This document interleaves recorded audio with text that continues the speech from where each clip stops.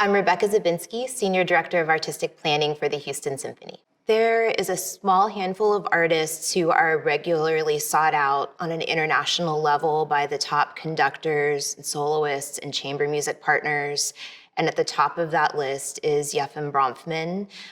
Those who know him call him by his nickname Fima, and Fima is a truly special artist and a great friend to the Houston Symphony. And in this festival, we're so happy that he is playing the Beethoven Emperor Concerto. The Emperor Concerto is unique in terms of Beethoven's piano concertos, certainly because it is the only concerto that Beethoven didn't premiere himself because he was fully deaf by the time he wrote the concerto.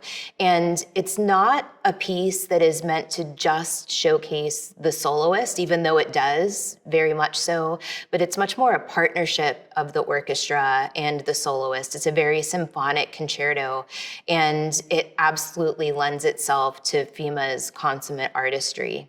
Schubert is a really fascinating figure in music history. A few seasons ago, we explored his work in depth in our Schumann Festival.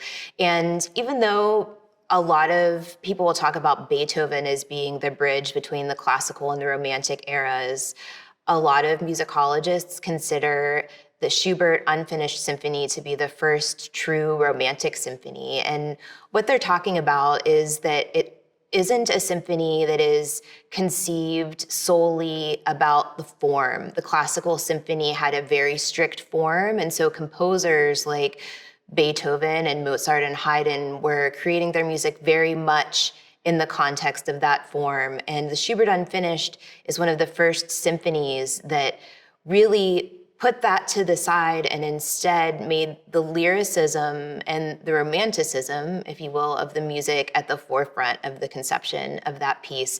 It is called Unfinished because it's only 2 movements long, and there's no real answer as to why Schubert didn't finish the symphony. Some people think that because there's a lot of interesting things, for example, it's written in triple meter, and some people say that perhaps he got to the end of what he could say musically about that composition, but others say he wrote it at a time when he was becoming ill and perhaps he felt too unwell to finish it. He was really intimidated by the success of Beethoven in terms of symphonic writing, so he might have not felt self-assured enough to finish it. He was very famously self-critical and would really get into his head about his writing.